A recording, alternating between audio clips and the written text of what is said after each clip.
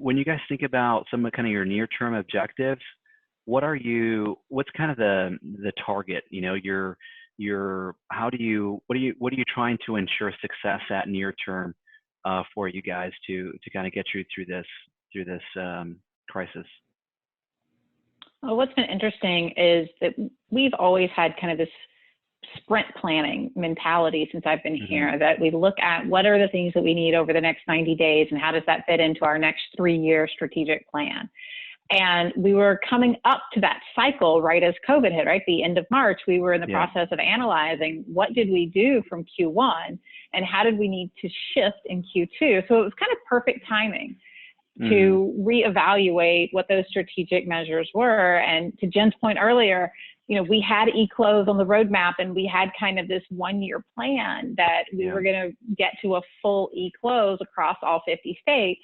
And now we said, all right, well, that's not a Q4, that's a Q1. And that's an easy answer, right? I mean, that's something that everybody that's watching this can easily say, yep, you know, you got to do that. So now we're starting to look at some of those other initiatives that weren't the very top, but how are they changing? You know, to Don and Jen's comments earlier about the data you didn't know that you needed to collect or ways that you didn't never think about it interacting, what has this process shown us, this rapid change that's held together in your organization by, you know, duct tape, chicken wire, and bubble gum? And how do you need to fix that to be better prepared for the future? And that's where our focus is right now. Yeah. Don, what do you feel are some of the kind of long-term impacts or some of the long-term effects from what we've experienced so far? Because we're right in the midst of it, right? But from this, I guess, about a month, right? What does it mean for us in the future? Well, it was kind of funny, as Christy brought it up a little bit earlier, you know, disaster recovery plans, right? We've all got them and we've all tested them, right? What if this site goes out, right? We've been prepared for hurricanes, tornadoes, earthquakes, fires, floods, you name it, right? Any one site goes down, we know how to react, we can do that. We never thought, what if all sites go down, right? I mean, we never had a plan for that, right? Yeah. And so, you know, right now we're thinking, all right, how do we take and look at every manual process that requires somebody to do something manually and in person, and how do we get away from that manual process? Because what this has taught us is that, you know, we were very lucky coming into this. 90% of our production teams, processing, underwriting, closing, were already working remote, right? That's just kind of our model, right? I can't imagine what centralized companies had to go through trying to figure out how to do this. But even so, there's departments within our company that are centralized, right?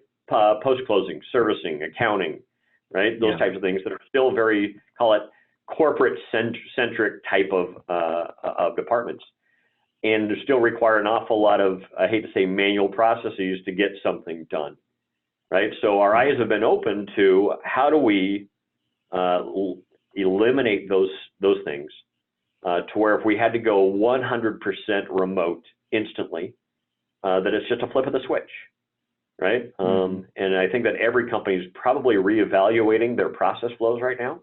And especially anything that requires a human to physically do something at a physical location, because that's where you'd be running into your speed bumps right now. So for us, you know, thankfully, funding loans was not a problem for us at all, because we were already 90% remote. The back end services, that's the part we got to figure out for the next stage, right? To be able to have that capability to flip a switch, go 100% remote if we needed to, and not have the issues we've experienced this last round. Yeah. What are your thoughts on that, Jen? Long-term effects.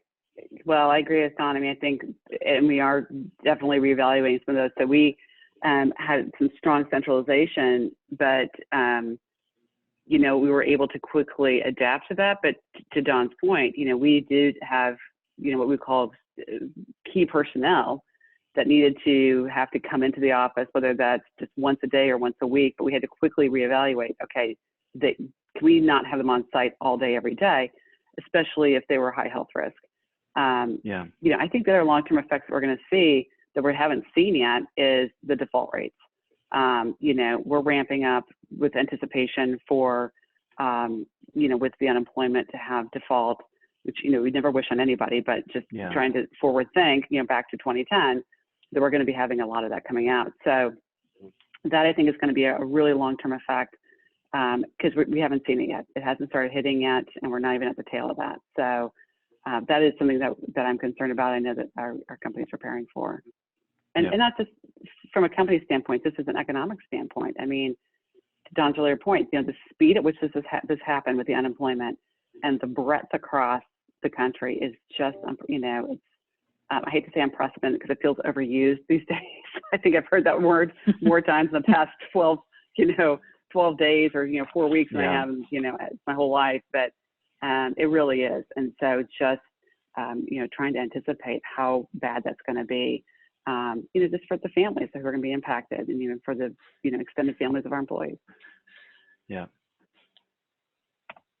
Christy, do you, same thing as far as the long-term effects?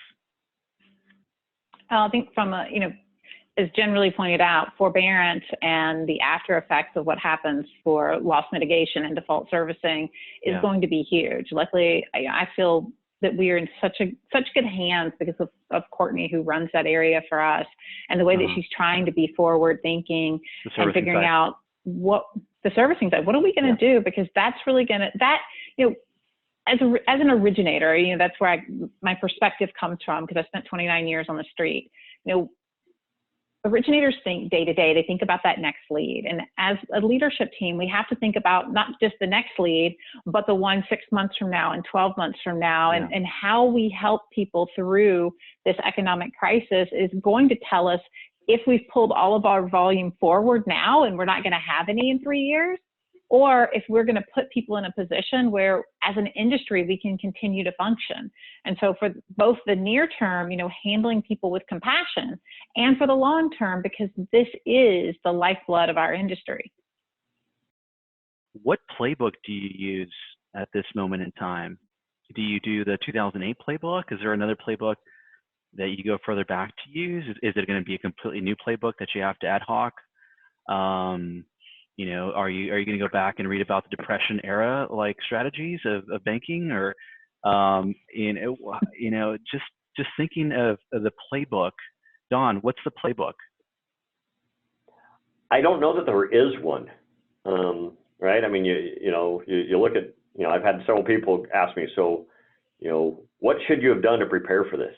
You know, the reality is, and I always joke, I'm like, you know what? Apple was not prepared for this, right? You know, Netflix, Amazon, like the biggest companies in the world with the smartest people running them were not prepared for this. What's the playbook? I think we're rewriting it, right? I think we're leaning on experiences from the past, but the play is different. Because again, I mean, if you look back at the Depression era, all right, we're going to experience the entire, call it 4 years of depression in 6 months. We're going to experience the 3 years of the financial crisis in 90 days. We're going to experience things so much faster that the playbook, although has the same words and same logic, is written completely different. I don't know that there's truly a playbook to rely on. We've got to rely on evidence from the past and experience, but it's a different environment. Yep. Jen, what would you add to that? I agree with Don. I agree. And I think, you know, to that point, you know, those things we're referencing were financial crises, and these are what we're experiencing now is really across much more than just the financial sector, you know. And so, you know, again, those things were caused by market conditions. And this is caused by a virus, and it's a healthcare crisis. So I think, or, you know, started by that. So I think there is no playbook. You know, some of the things that, you know, we can look at strategically, at least, you know, from our company and our industry is, you know, how do we expand in, you know, our banking platforms again to help, you know, ensure that we have good liquidity and we're well capitalized. You know, how do we, you know, tap into that, as well as, you know, going back to the e-close, you know, what are some ways that we can, knowing that we'll probably have reduced personal interactions for a while, like actual physical interactions for a while. How do we, really get to a digital platform for banking, mortgage, closing, everything, without losing that human touch. Yeah. And Christy at Flagstar, when you guys think about, I know you mentioned that you guys have a regular exercise where you're thinking, 3 months down the line, kind of these sprints that you mentioned. When you think a little further, 6 to 12 months, what are you guys expecting and planning for right now based on what's happened in the past 30 days? One of the things that we have to be really cognizant of, and if you hear our other leadership, you hear Sandro or Christy talk, they really talk about what do we have to do to keep this health crisis from turning into a credit crisis, right? So if you approach every decision from saying, hey, it's a crisis and we have to deal with that, but how do we keep it from getting bigger and expanding and snowballing? And so that's what we're trying to use to write the new playbook. And luckily we have really smart folks in the industry like Don and Jen and Angel yourself that we can have conversations with and spitball ideas and talk about what really needs to happen. Because none of us have, in our back pocket, the answer. It's not like one smart person comes in the room with the answer to the test. We all have to dig deep and come up with something new or innovative ways to do things. And that's going to take a lot of collaboration, across both company lines, industry lines, regulatory lines. It's going to take every one of us to bring us out of this. Jen, what would you say on thinking of the next 6 to 12 months for Gateway First Bank? Is kind of, what are you guys expecting and planning for? I'll tell you right now, we're really looking at our regulatory obligations. So, being a new bank, we're really planning and working on, FDIC. First things first, yeah, for sure. Yeah. You're so lucky, Jen. I know. Yay me. But, no, we're also, I think a lot of it is we're reevaluating that right now too. Like, as we've all been talking about, this is moving at the speed of light. So really pulling the executive team back together to understand, okay, what do we need to focus on, knowing how this has been evolving so quickly. Has our game plan changed? And certain things have not, in terms of expanding into our commercial banking and, just making sure that we have the tools for success for our mortgage business, which is, our primary driver of the engine. But, looking at what does have to change, what do we have to be more nimble at. So we're really reevaluating that right now to understand what are our strategic priorities for the rest of the year. Yeah. Dawn, 6 to 12 months, what are you guys focusing on? What are you saying? What are you preparing for? Well, to be honest, I think every crisis brings extraordinary opportunities.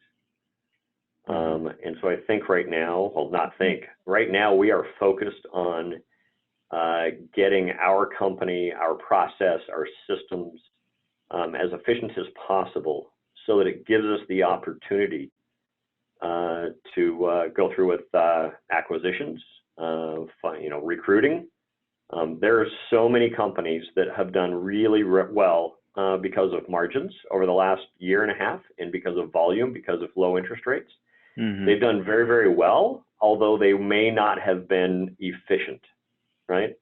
Right now, those that are efficient, those with good balance sheets, those with good leadership, they will find some extraordinary opportunities to grow their business over the next 12 months. Yeah. And I think that's a good process for the industry as a whole. You've got to have that consolidation to then get to the next round of growth. Last question. In retrospect, what can you have done differently? And it's a dumb question. You alluded to it earlier, Dawn, because it's one of those obviously you were kind of prescient with some of the things on the e-close and the data side. We're like, hey, I told you so. When you look at that, Jen, I'll ask you this question. What can you have done differently to ensure, or maybe you did everything right and you're like, hey, we did good. We were in the best position. We're just doing good stuff over here. I like to think there's always room for improvement, but I think, I think we did an outstanding job given the factors and just the speed at which this moved. certainly we could, like Don, apparently is the trailblazer here with the e-close and some of the data pieces. We could have always done better, but we have a fantastic risk team that had taken a lot of time to really help us think through these things. Yeah. But there's things we could have done differently, but I think that we'll be definitely examining some of those more over the coming weeks. Yeah. And Dawn, I think you've already answered that question, but anything else you would want to add to the final piece of this conversation? I think as an industry, we've all got to examine the what if scenarios and take them seriously, right? I think kicking the can down the road because, hey, margins are good, volume is good, profitability is good. So just keep on doing what we're doing. I think we've all come to realize that plan doesn't always work really well. Yeah. And we've got to start thinking out of the box. What if, right? I mean, I've been listening to a lot of different speakers talking about pandemics, and they were talking about it 15 years ago, right? And Yeah. I'm sure 15 years ago, we listened to those and we're like, you're crazy, right? That's never going to happen, or that'll happen, but not in this generation. Yeah. What's the next what if, and how do we prepare for that?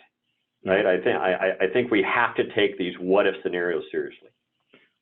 Yeah, I'd agree with that. Do some of that black swan exercises with the organization, kind of the stress testing that Jen has to do because of more of a regulatory need, but do more of that stress testing stuff, but maybe a little more broadly. Christy, any final thoughts before we conclude the session? One, thanks for having me. And it's always great to get to talk with smart people like Jen and Don and Angel yourself, that it really just reminds me of why we're in this industry. Many of us got into the industry, I'll talk for myself because we get the ability to help others, and in the roles that we're in the day and the opportunities that we have, as Don pointed out, to really make something that is better and to have a more positive impact on not just, and I shouldn't say not just, but on more than borrowers, right? We get to have an impact on the entire economy and where we're headed. And, let's dance outside the box. Let's just throw the box away. Let's tear it down, throw it away, and start with something amazing.